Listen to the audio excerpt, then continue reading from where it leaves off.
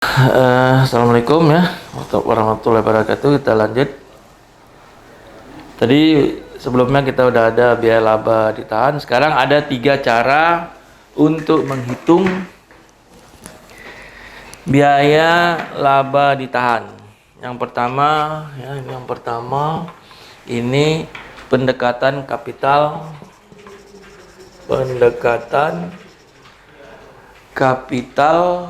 aset.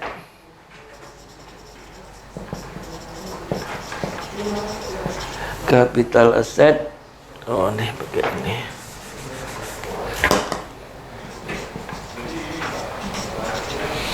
Capital asset pricing model. Ini dalam kurung CAPM ya.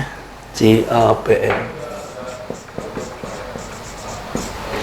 Yang ini rumusnya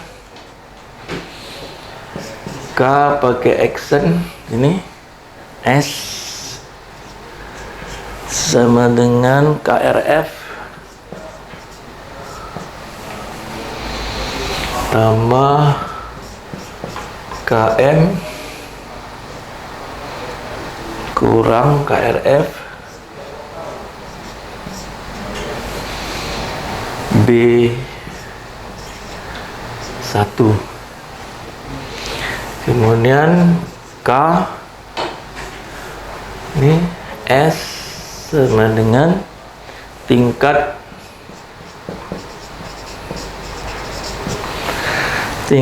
bunga bebas risiko,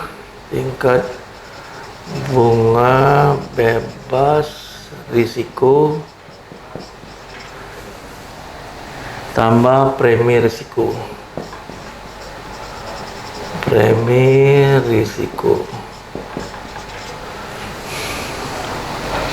Dimana ini K ini KS sama dengan tingkat keuntungan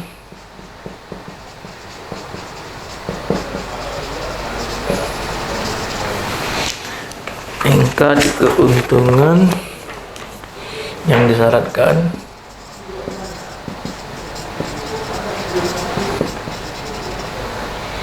pada saham perusahaan.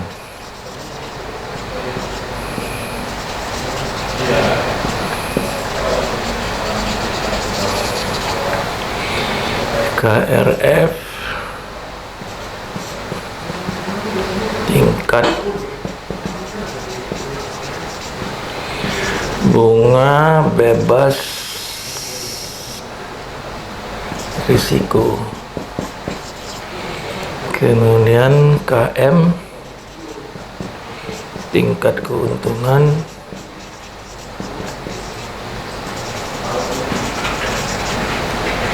yang disyaratkan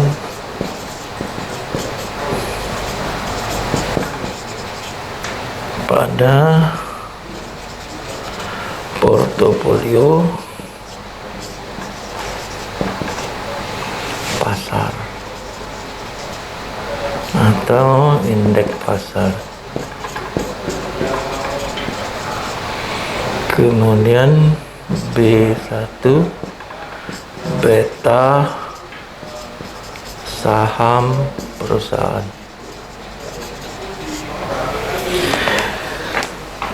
Ya, ini mungkin nanti nggak kita gunakan yang ini nanti ya. Cuman ini untuk tahu aja.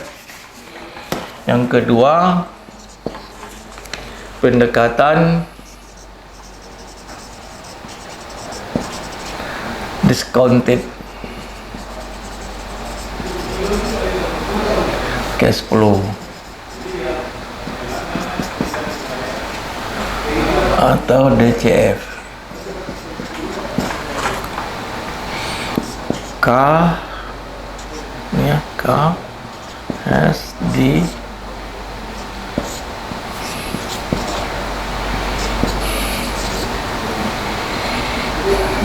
D1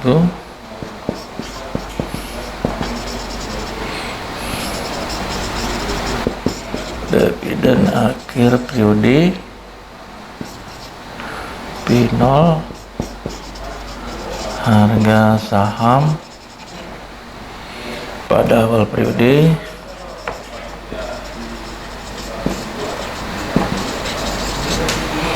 kemudian G tingkat pertumbuhan.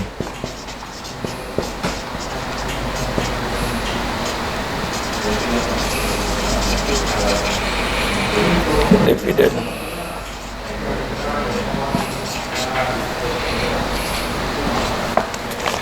Baru yang ketiga pendekatannya. Yang ketiga pendekatan bond yield plus risk premium. Ini K S sama dengan tingkat bunga obligasi perusahaan tambah premi risiko.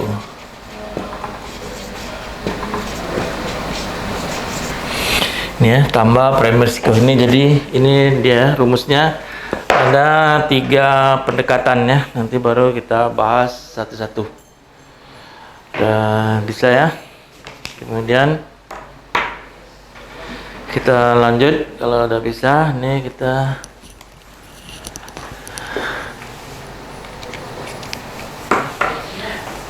ini udah ya.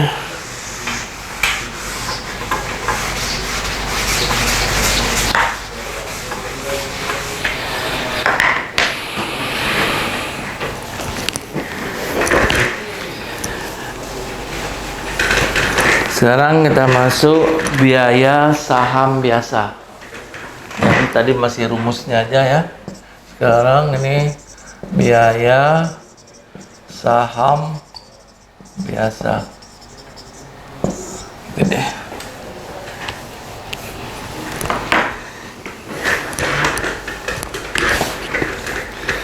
Biaya saham biasa baru. Pakai baru ini. Baru. Sekarang ini keterangannya dulu ya. Keterangannya, saham biasa adalah surat bukti kepemilikan perusahaan yang tidak dimiliki hak istimewa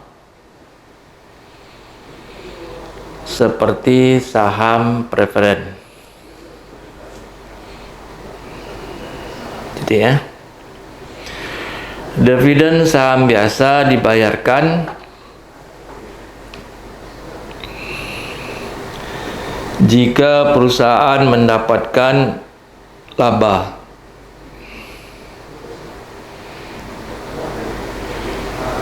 Sehingga pembayaran dividen diharapkan selalu meningkat pada setiap tahun. Jadi gini ya, kalau dia saham biasa, kalau perusahaannya rugi, maka dividen nggak ada. Dividen ini dibayarkan apabila perusahaan mendapatkan laba setelah pajak, baru bisa dibayarkan dividen.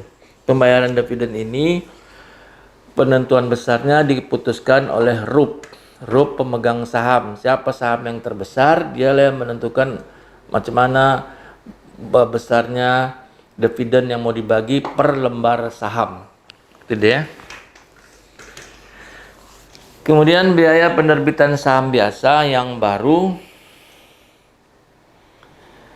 menjadi penting jika laba ditahan tidak tersedia.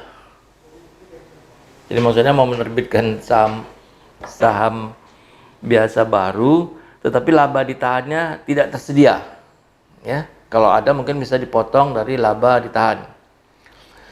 Biaya saham biasa yang baru lebih tinggi dari biaya laba ditahan karena penjualan saham biasa yang baru memerlukan biaya emisi saham atau flotation cost. Gitu ya. Flotation cost akan mengurangi penerimaan perusahaan dari penjualan saham baru, gitu ya. Biaya emisi flotation cost terdiri dari biaya mencetak saham, ya, kertasnya itu, kemudian komisi untuk pihak penjamin emisi dan lain-lain. Itu dia. Sekarang kita masuk ke rumusnya, ya. Rumusnya untuk biaya saham biasa, ini K, ini ada action ini, ya, KE, ini I sama dengan D1 bagi PO 1 kurang F tambah G sama dengan, ya, KE.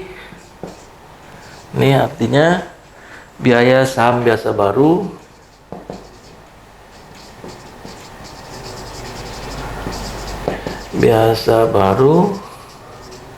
kemudian DI dividen per lembar saham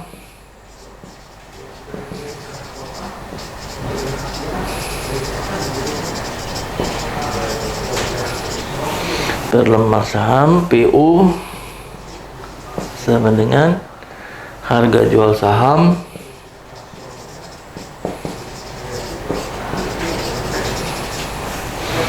kemudian F ini flotation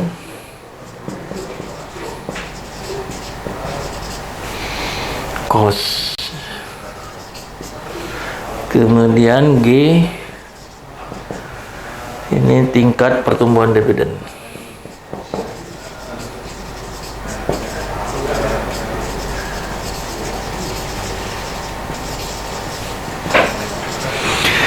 Jadi ini rumusnya ini deh, ya, untuk saham biasa. Sekarang kita masuk contoh, ya. Contoh, udah ya, semua ada nampak, ya. Contoh nilai nominal per lembar saham biasa, ini catat, ya. Nilai nominal per lembar saham biasa Rp1.000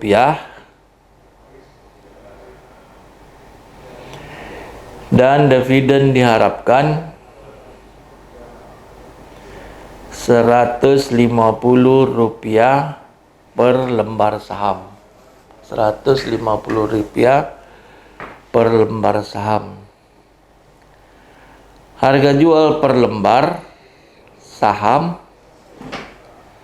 Rp1.400. Gitu ya. Flotation cost 4%. Flotation cost 4% dan tingkat pertumbuhan dividen diperkirakan 6%.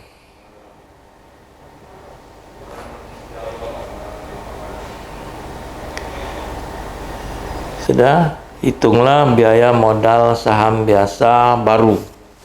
Jadi kita kalau dari sini kita tinggal di sini, ya. Ini langsung dari rumusnya.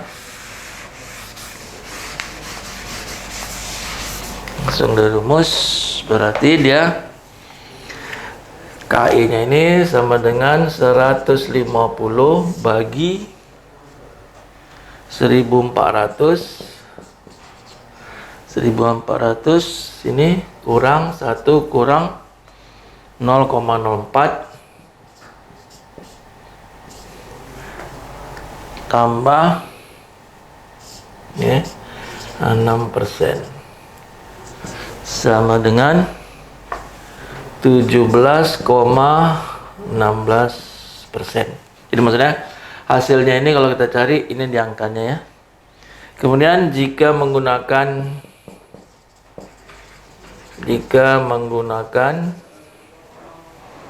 laba ditahan,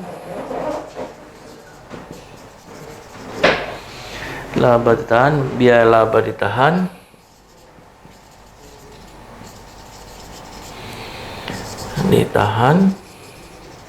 adalah, kita menggunakan rumus tadi ya, K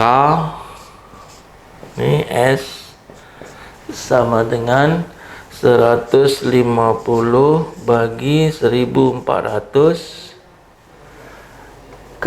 tambah 6% sama dengan 16,71%. Itu dia nanti ya. Jadi biaya modalnya kalau kita menggunakan modal saham biasa itu kita kena 17,16%. Kalau kita menggunakan laba ditahan itu 16,71%. Berarti selisihnya ya, itu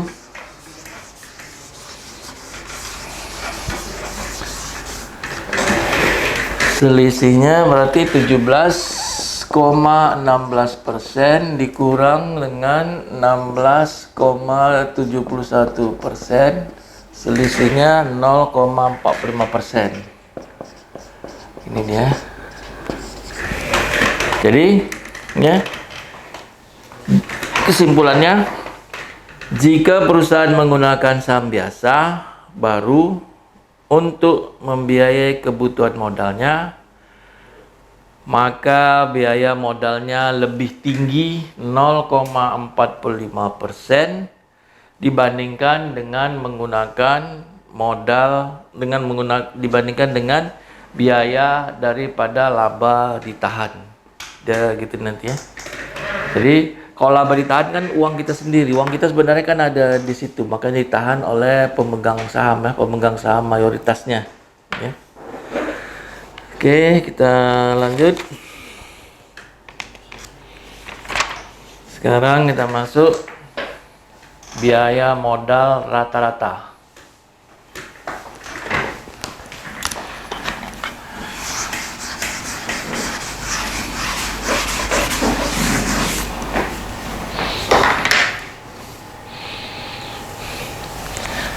Ini biaya modal rata-rata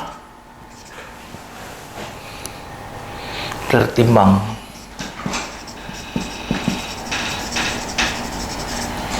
atau weighted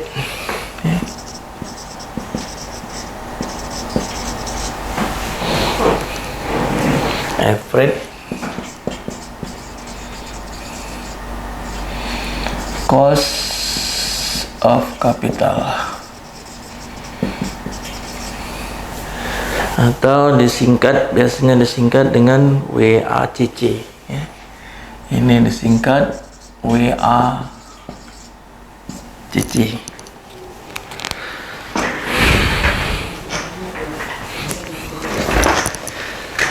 Sekarang penjelasannya ya. Setelah menghitung biaya modal secara individual, yang pertama ini adalah secara individual, maka selanjutnya dihitung biaya modal rata-rata tertimbang atau sering disebut juga dengan istilah biaya penggunaan modal secara keseluruhan, atau istilahnya overall cost of capital. Cost of capital.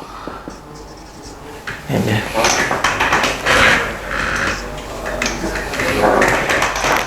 Kemudian kita lanjut ya. Biaya modal rata-rata tertimbang merupakan input utama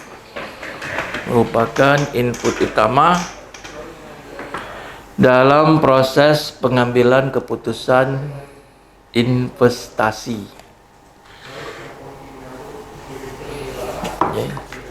Jadi maksudnya gini ya, kalau akuntansi itu kan dia udah berjalan ya, akuntansi udah berjalan. Ini dia mau menginvestasikan. Ini masih boleh dibilang nih masih hitungan-hitungan ya. Belum action gitu, belum action. Cuman dari hitungan kita ini nanti kalau memang menguntungkan baru kita action. Ya, kalau enggak kita enggak jadi. Ya. Sudah, perusahaan hanya akan melakukan investasi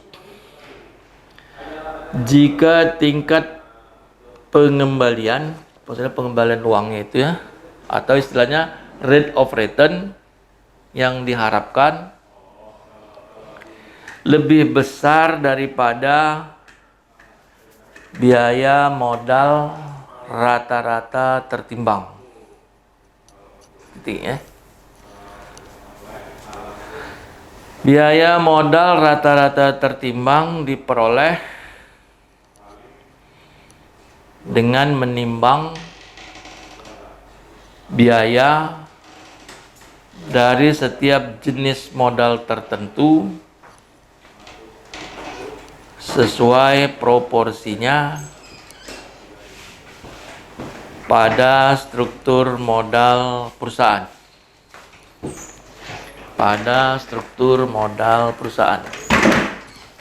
Sekarang kita masuk rumus ya. Rumusnya WACC ini ya. WACC sama dengan WD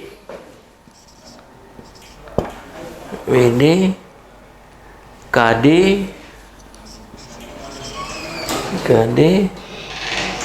1 kurang T kurang pajak tambah WP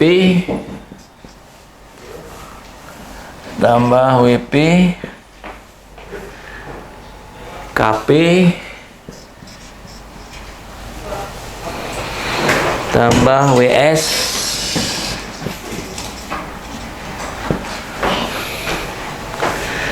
KS. Ini deh rumusnya.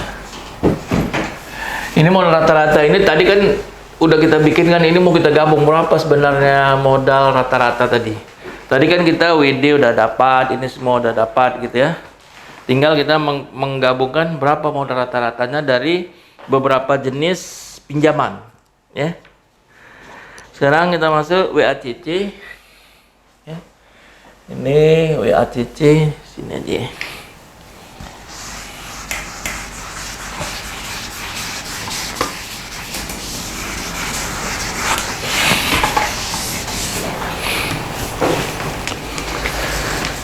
WACC biaya modal rata-rata tertimbang. WACC ini biaya modal rata-rata tertimbang. WD ini tadi kita dapat cari WD ya, proporsi utang. Ini WD-nya proporsi utang obligasi dalam struktur modal.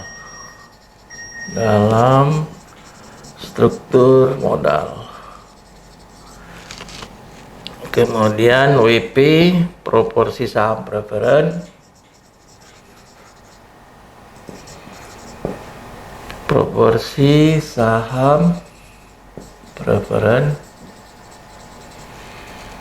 dalam struktur modal.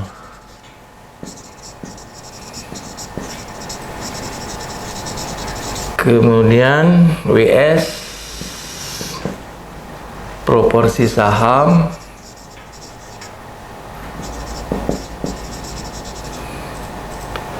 biasa dalam struktur modal. Jadi maksudnya berapa jumlah modal ini keseluruhannya, berapa porsinya ya. Ini bagi total, ini bagi total, ini bagi total gitu deh nanti ya. Baru kemudian KD sama dengan biaya hutang obligasi ya, hutang obligasi sebelum pajak. Kemudian KP biaya saham preferen.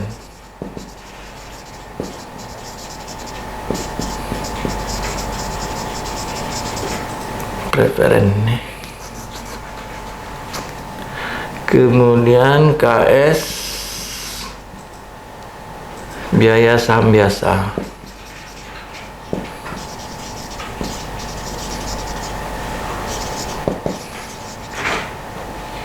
Kemudian tik pajak. Jadi kita ikut rumusnya, ini ya rumusnya.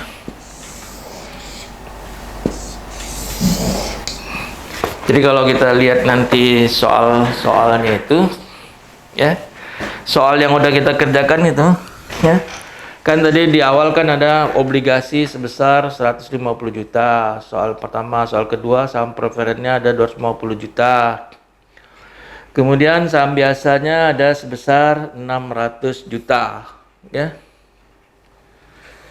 Oke ya, kalau begitu kita langsung aja ya cara mencarinya. Ini kan tadi kan udah dapat ya, udah dapat kan tadi katanya WD ini kan proporsinya itu kalau dia totalnya kan ini 150 tambah 2,5 tambah 600 ya, totalnya jadi 1 miliar. 1 miliar kalau 150 juta kan sama dengan 0,15 ya. Kemudian kali KD tadi kan kita udah dapat ya, 20% kurung 1 kurang 0,3 ya, tambah ini ya, tambah WP nya kan dia saham preferen kan 250 juta, berarti dari 1 miliar kan dia 0,25 ya, 0,25 ya.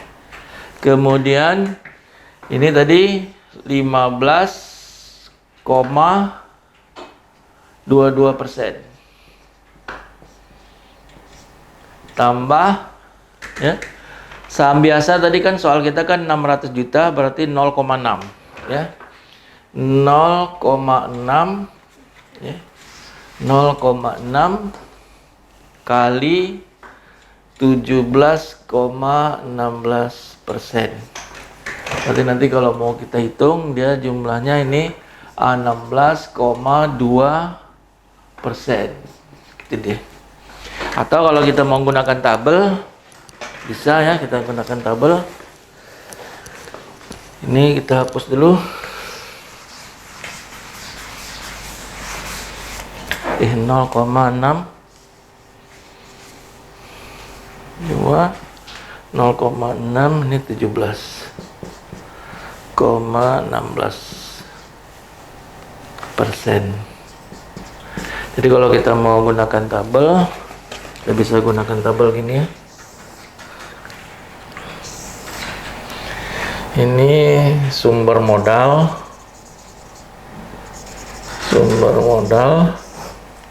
jumlah cost of capital biaya modal.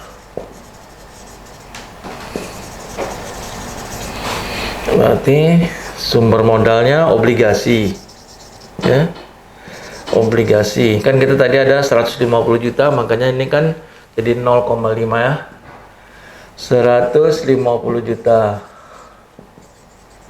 Kemudian dia 14% cost of capitalnya, maka di sini sama dengan RP 21 juta. Kemudian saham preferen.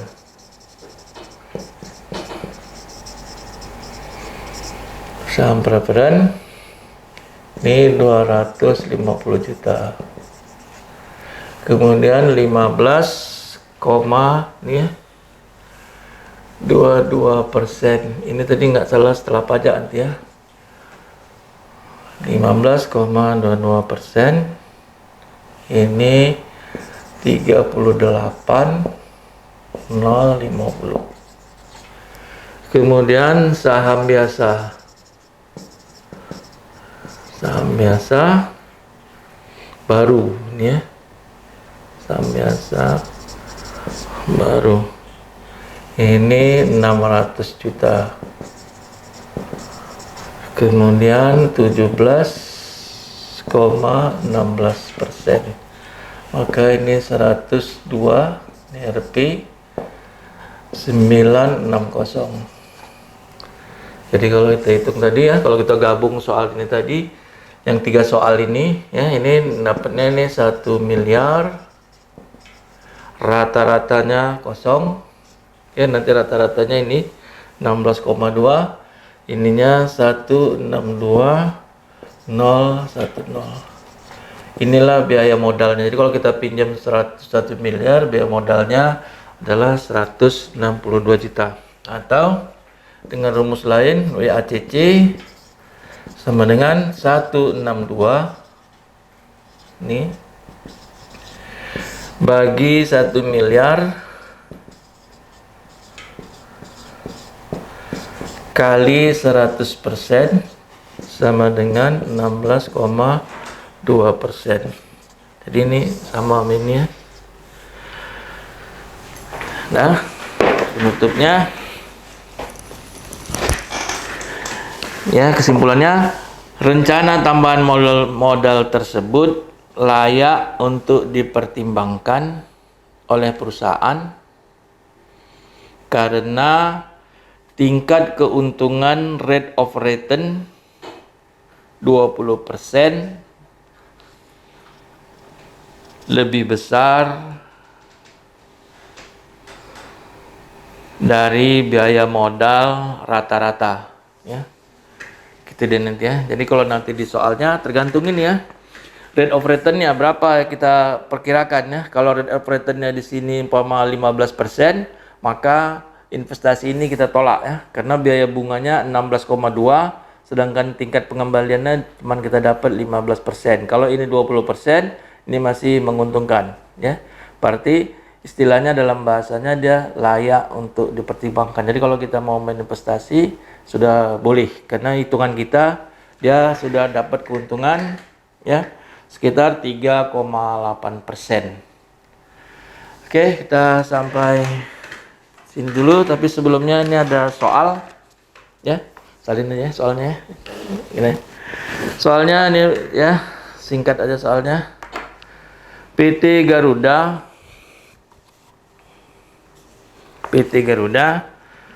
saat ini memiliki struktur modal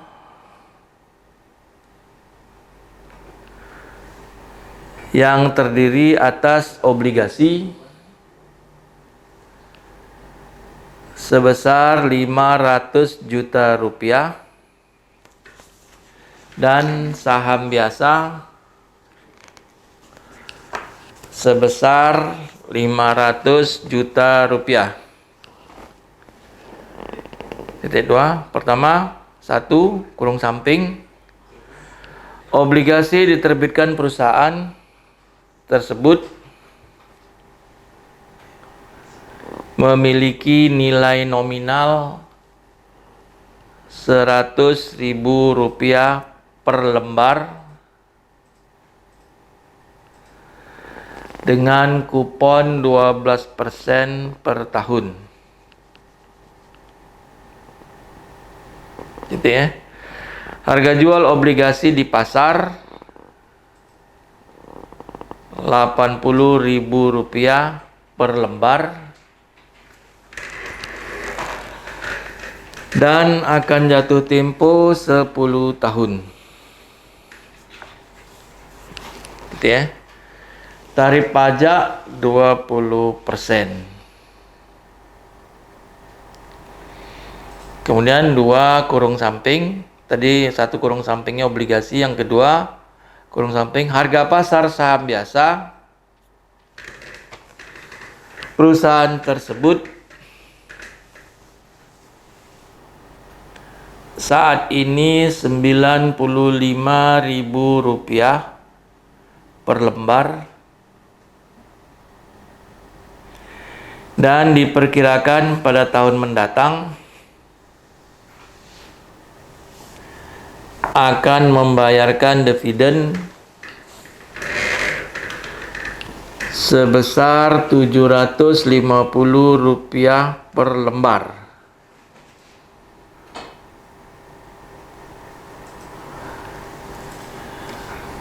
Gitu ya. Tingkat pertumbuhan dividen diperkirakan konstan sebesar 8%.